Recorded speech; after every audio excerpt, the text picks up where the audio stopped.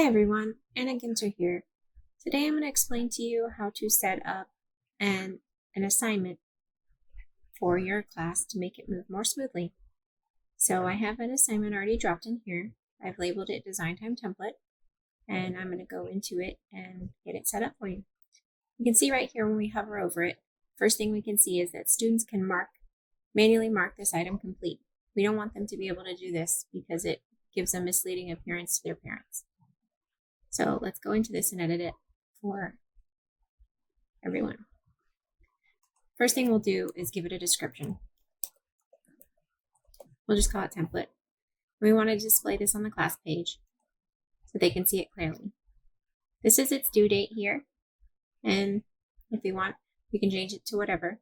I'm going to make sure this is enabled. This is when we want it to be turned in. And to go along with that, we want to change the availability. If we want the students to be able to start it on, say, Monday, we can set it to begin on Monday and have that set for Monday. The cutoff date, we want to leave this blank. That's the last day they can turn it in. Right now, with working with online assignments, we don't want to have a cutoff date because that closes the assignment for submissions. So we want to leave that grade out. So make sure that's unchecked. If you want to be reminded when to grade it by, you can leave this turned on. It sends you a little notification on the side of your dashboard to remind you to grade it. And this always show in description when it's due. That's what that is all about. And they have little reminder bubbles here that give you a heads up on what these dates are all about. So that's your availability. Submission types. So if you want them to send in a PDF or a Word document, you're going to have a file submission. If you want them to type back in a text box, you can check this one. So it's up to you what you'd like. If you want to set a word limit, you can do that, and a maximum number of file uploads. I don't want them sending me 20 files, so I'm going to take it down to 2. And submission size, keep it on the max if you're going to let them send in pictures or Word documents. And file types, I leave it blank in case they're going to send in PDF, Word documents, or photos if they're going out on like a scavenger hunt around their house, taking pictures of, family together or, things they might do. So that's your submissions.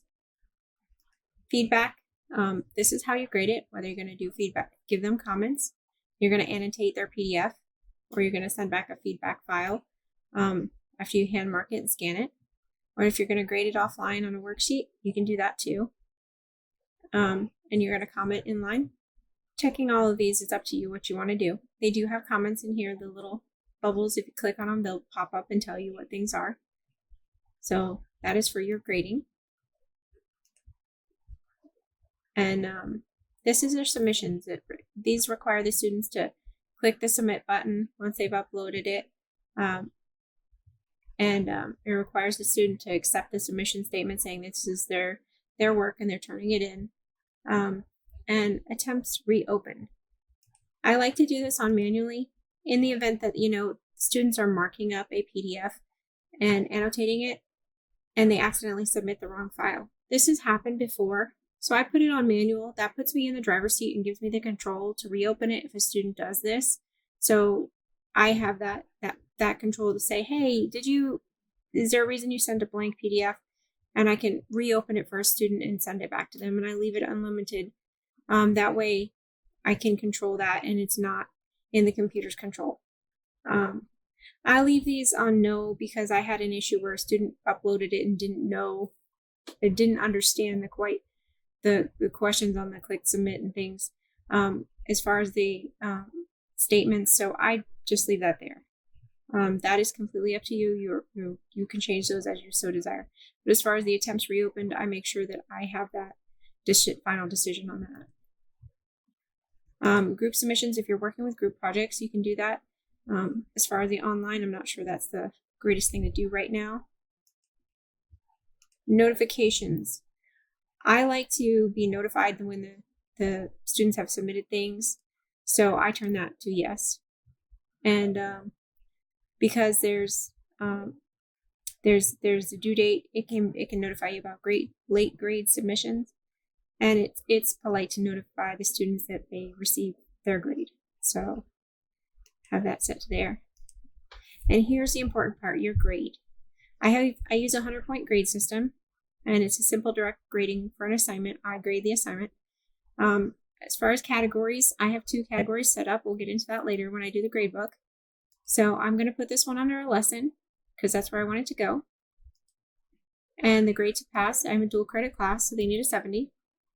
The blind marking and high grader identity from students, those are not really relevant. There's only one instructor, so I leave those as no. And use marking workflow, that's not as relevant here as it would be in a college course. So those all can stay the same.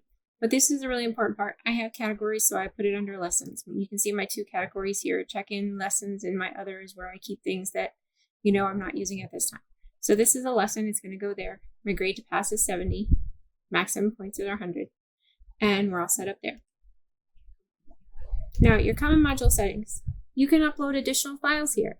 If the student needs to read a PDF, or mark up a PDF, you can put it right here, all in one spot. Keep it all together. I'm going to show you that here. I have a file over here, and I'm going to open that file up. And, sorry, it came up on my other screen. So if I want to put a PDF in here, maybe I have this PDF, they need to put this image, they need to review it and add it as their header. So I've got the header in there, they need to review, and they need to write up information on this PDF. We're going to put that here. So they've got a PDF they've got to write about, they've got a header to put on their document. So we're done with our folder. So they've got this here, they've got their PDF, they've got their header. We've gotten the additional files. We are all set. Now, restrict access, we know this is in regards to our 504 and how we can cater to our students with different needs. So you can restrict access to certain files and make different files for other students. If you need any information on that, feel free to contact me or Ms. Lopez. Activity completion. This is another important step. All assignments and lessons come in where students can mark them manually. They can just check that box and it looks like it's complete. We never want to leave anything like that. Every assignment, every lesson, even your notes and announcements can do this. For notes and announcements, you want to change it to do not indicate activity completion. Otherwise, it's going to end up in your grade book. But for a lesson and assignment, students need to have to complete something. So you want to show the activity is complete when conditions are met. Now you need to specify the conditions. They must view this activity completed, not so much. They must receive a grade to complete this activity, and they must submit to the activity to complete it. On this instance, we want to do both because they can submit to the activity, but it can be a blank one.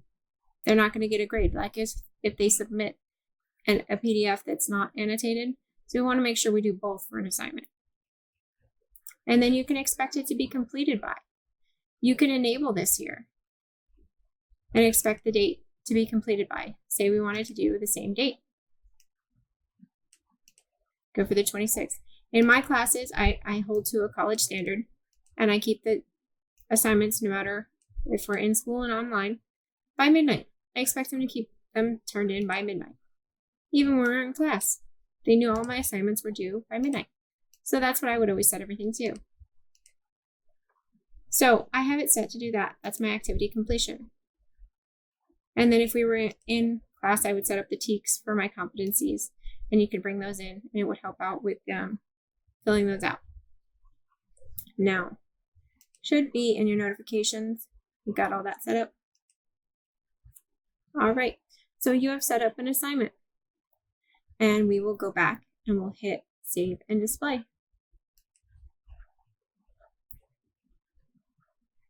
It'll bring you in here. Nobody's attempted it. It's all good to go. We will go back to the trial and error templates. It shows you your 2 files that are in it.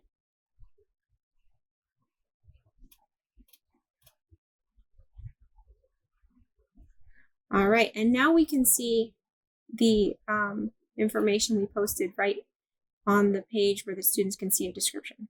And we can also see that it no longer says the student can mark it manually. It says the system marks this item complete according to the conditions.